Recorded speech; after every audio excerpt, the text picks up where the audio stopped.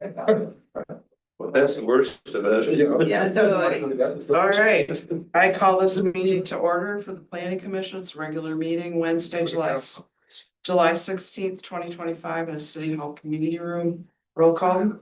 Detmer, here. Reed. Here. Kronberg, Present. McSweeney. Here. Meridian. Here. Moss. Here. Newman. Here. Robson. Present. Wilmot. Here. Okay, approval of minutes for the June 18th, 2025 planning commission. I move the minutes be approved. All second. Charlie made the motion to approve, Matt made the second, all in favor of approving. Aye. Aye. Everybody said aye and raised it. All right. So, this is an opportunity for public to comment. As there is no public, present, we will move on to the public hearing. So the public hearing is on an amendment to section 1704H off-street parking requirements for eating and drinking establishments at 6:01 p.m. Currently, there is no public here or on the Zoom, so I am going to close the public hearing. And it is 6:01. Now we move on to old business, which is consideration of zoning ordinance amendment to section 1704 off-street parking requirements for eating and drinking establishment. All right, Yeah, we talked about this at the last meeting. The only change under eating and drinking establishment is to add a phrase +1 per employee of the largest shift, which is consistent language with some of the other retail parking requirements. And that's the amendment. They add that phrase. okay, any questions, discussion? Motion? I move acceptance of the of the recommendation. And recommend. City council. And recommend to city council that we adjust the zoning code to accommodate for 1 parking space per employee in addition to the current requirement. Okay, I would second. okay, Charlie made the motion. Seconded, all in favor, can we do this? Aye. Aye. All right, everybody has raised their hand and said aye, so motion passes. So then we move on to zoning ordinance updates, committee update on the status of artists. Just wanted to give the full commission an update. We are still working on Article 6, site development standards. We've had our 5th meeting. As of yesterday, we have a meeting coming up in about 10 days. Hopefully we'll get through it. I think one of the outcomes of our meeting yesterday was that we decided to pull outdoor lighting out of the zoning code and prepare a separate ordinance, which would be a police power ordinance under the regular city code. And we were going to model the ordinance under the international dark sky provisions. Like that. So we'll be doing that concurrently with the zoning code, but that's currently where we're at. We have, after we get done with Article 6, then the zoning committee is gonna have to start working closely with full PC on Articles 2 and 3, which is the zoning districts, the regulated uses, because after that, we're pretty much done. And that's where we're gonna have some community engagement. So I hope that we'll be on Article 2 and 3 sometime in August. And in community engagement will start probably in September. We are still on track to have a full final draft by December to give the city council a wonderful Christmas present. It will be a wonderful Christmas present. Any questions, Rich? I just have a question about the lighting change. Is that modeled after other communities? It actually is the ordinance that we're gonna use is the model template from the International Dark Sky Association. Are there other communities in Michigan using that? Yes, yeah, and nationally, the international. Okay. Yeah, cool. Has there been any feedback from the city attorney yet on some of these No. other sections? No, and Do you expect that all to I'm come at one thinking time? we're just gonna do it all at one time. Yeah, okay. Has there been any additional thinking about presentation to council and whether or not we're going to employ someone to help them understand the differences between the existing ordinance and the new ordinance? I'll work that out with the attorney on how we're gonna handle that.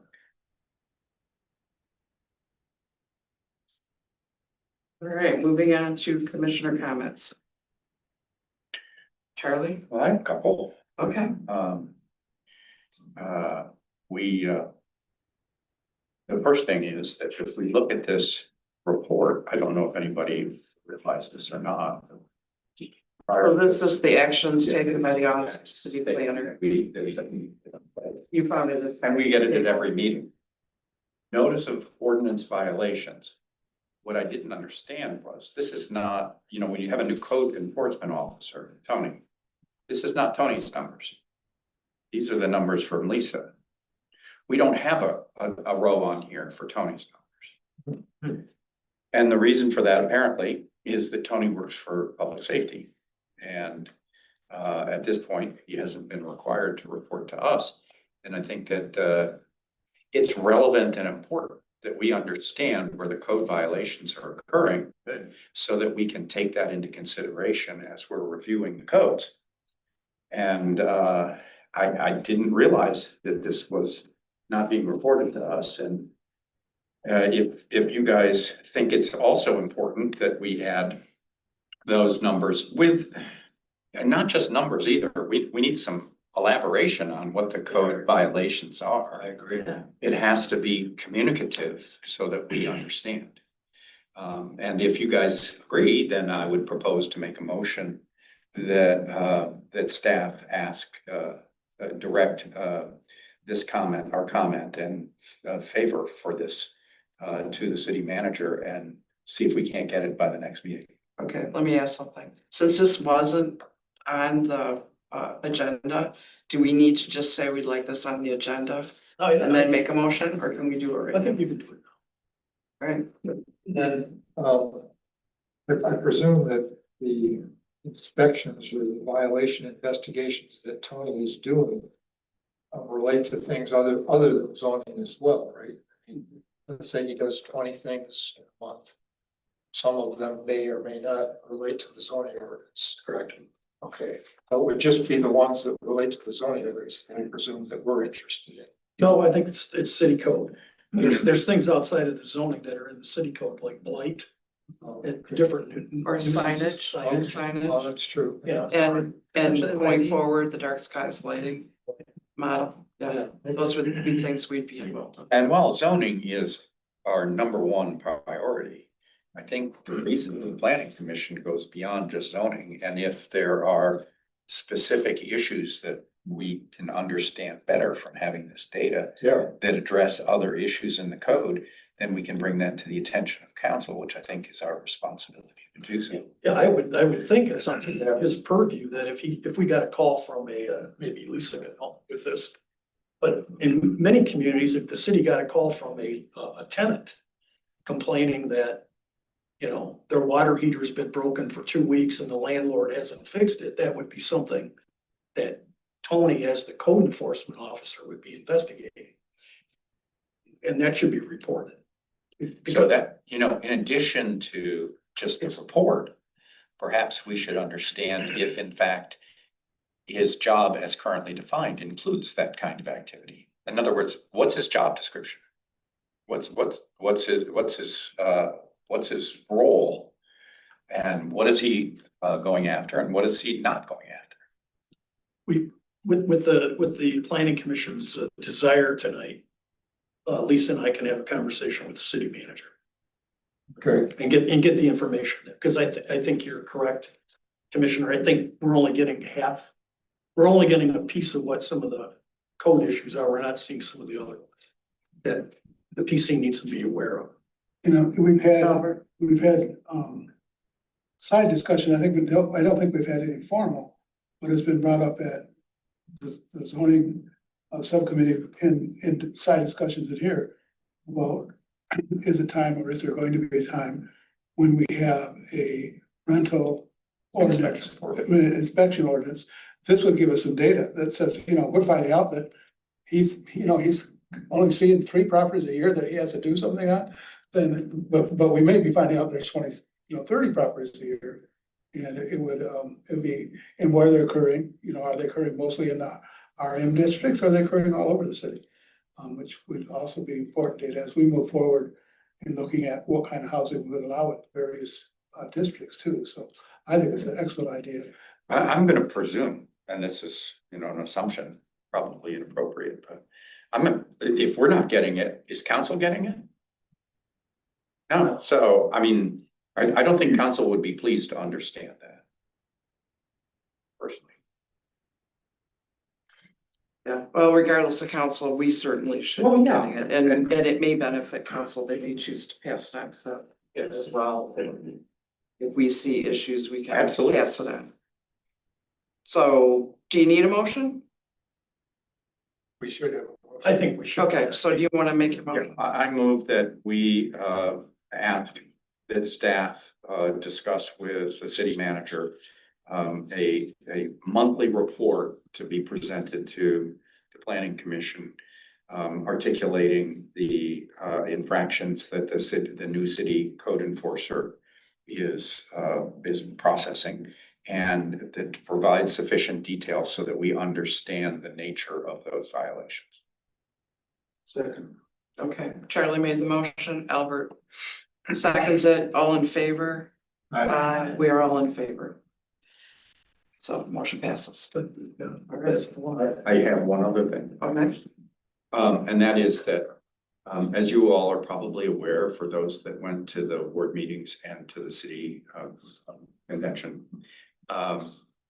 there is a hue and cry throughout the town about the downtown vacancies and building conditions and so forth. And they made it very clear that the city needs to take its gloves off and forget the carrot and use the stick. And in order to do that and effectively, obviously, there's a balance between property owner rights and property owner responsibilities. And it's the responsibilities that are falling short at the moment. And we don't have the tools in the toolbox currently in order to allow the city to do what it needs to do to create compliance. So I'm just bringing that up in case there are members of the commission that aren't aware that this has become a very hot issue, and council has already taken up a couple of initiatives.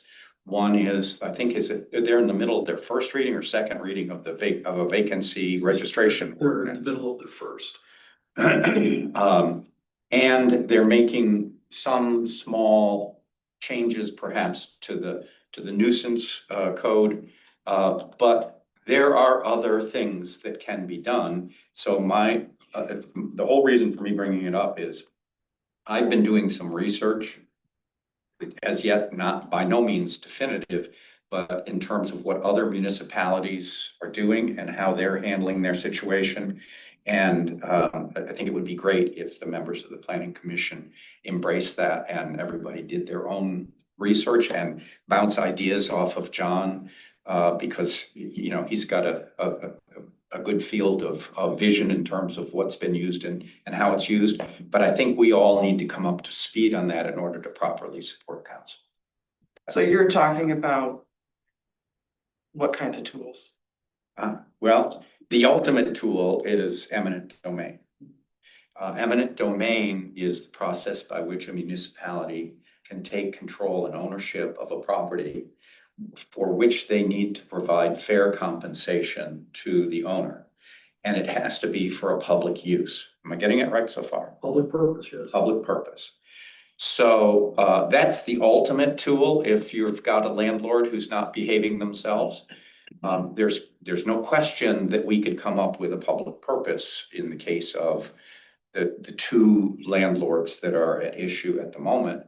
But you also have to be able to back that up with the money to be able to take them out. And that's when you get into various kinds of municipal financing. The one that John and I were talking about before the meeting started is to use tax and TIF, tax incentive finance, the type of structure.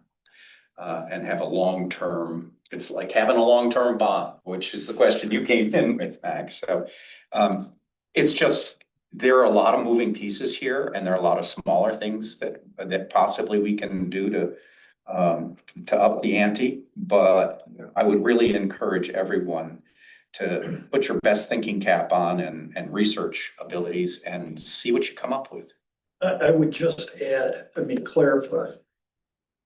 Eminent domain is used for public purpose, but it's public purpose such as buying right of way, park space, easements for utilities.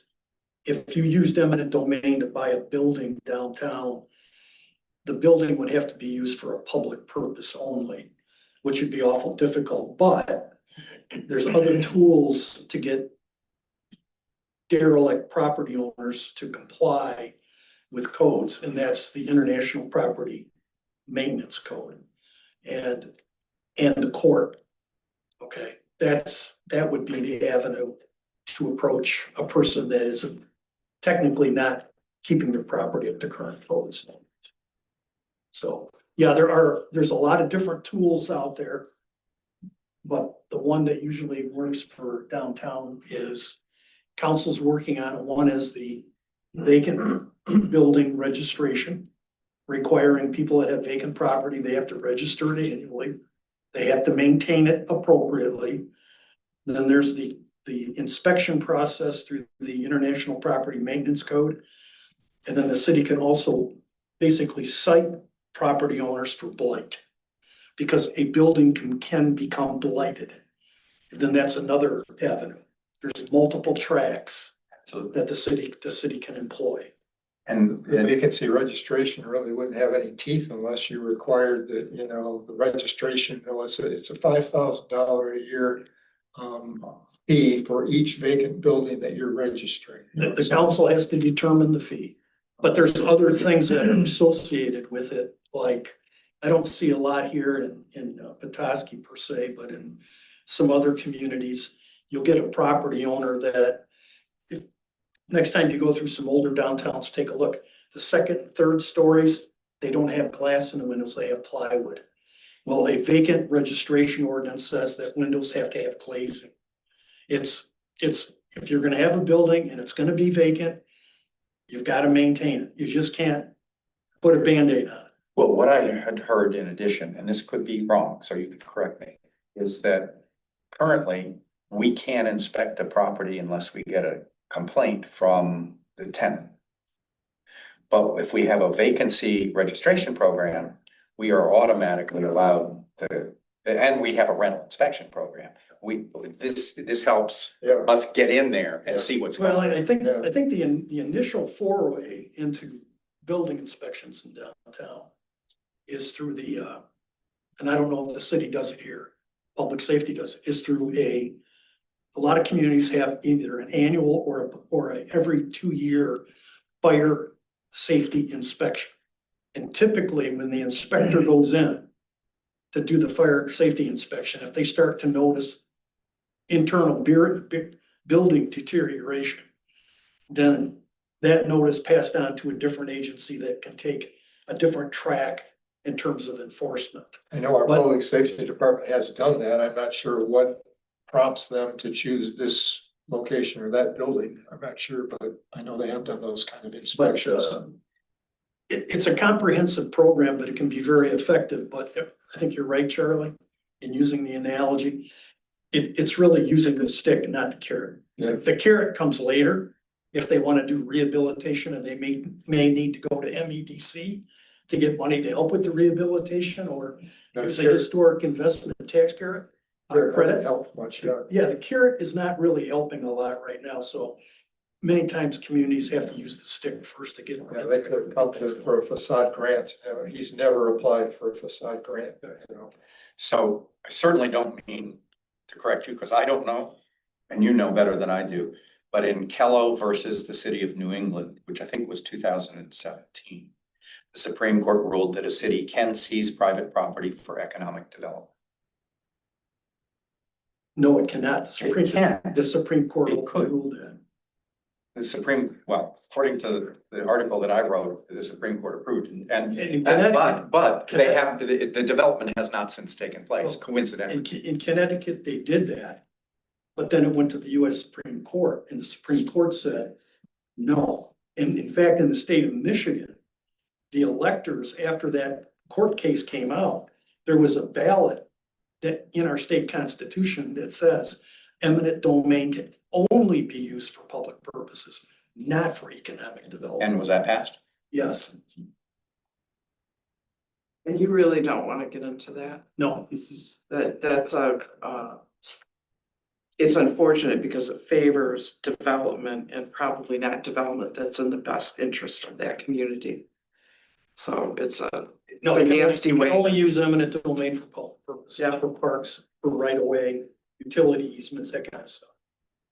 Anyone had a conversation with either of these property owners? Have I? Many times, I mean, the city, Oh, I think so. many times. It's been With regularity. unresponsive. it's been friendly conversations, with no result. with no result. Max?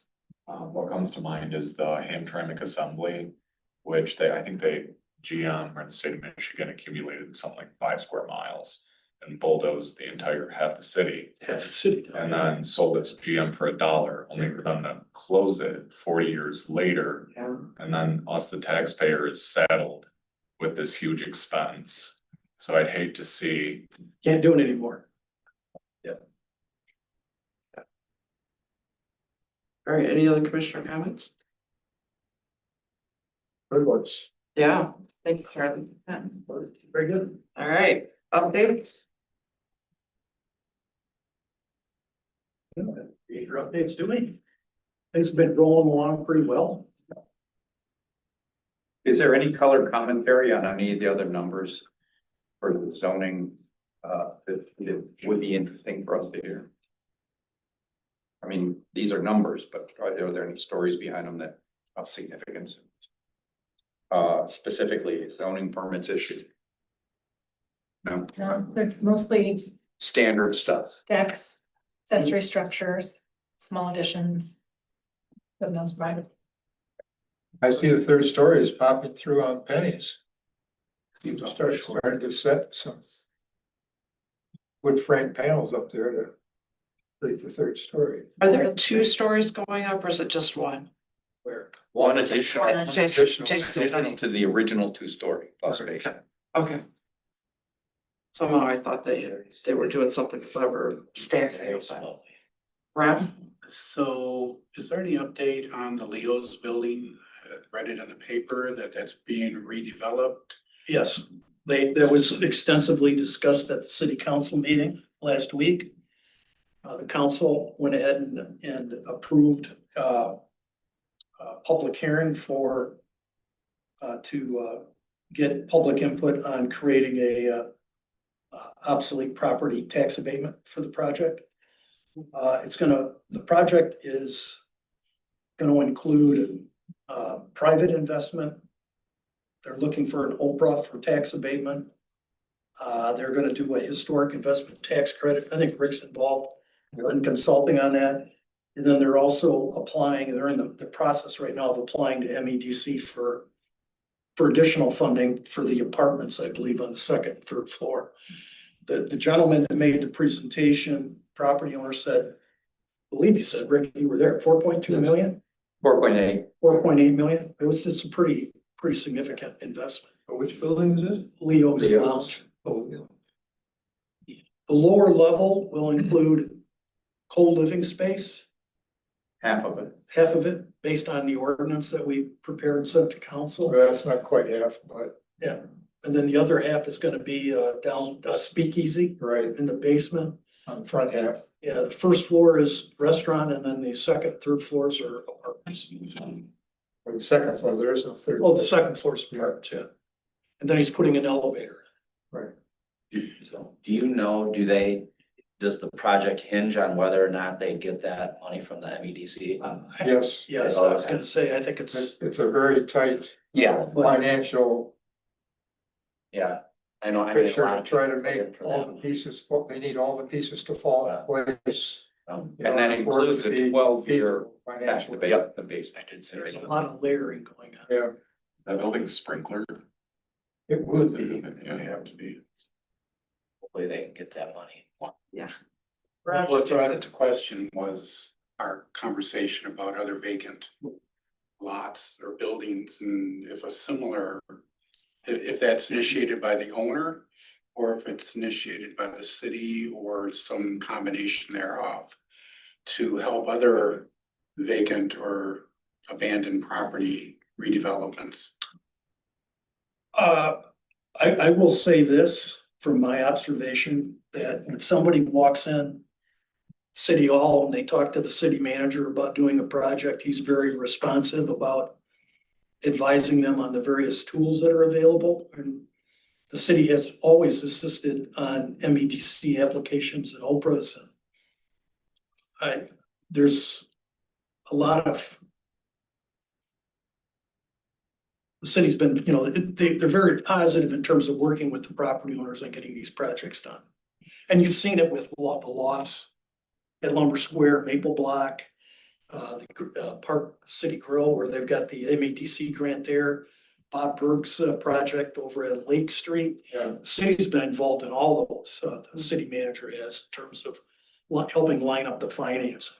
But to answer your question directly, they come to the city doesn't go to that. Thank you. Another Oprah, that's looking really good is Michigan and Emmett, I used to call it the Moyer Hotel when I was a kid. Yeah, Oh, that's yeah. another one. The thing is, that was talked about almost 2 years ago, and that's how long it takes to get everything lined up. But that's looking beautiful. It's an Oprah thing that I wonder when they get the 12-year tax, when you see how it comes through. Okay, any other updates? All right, I adjourn this meeting at 6:27. So you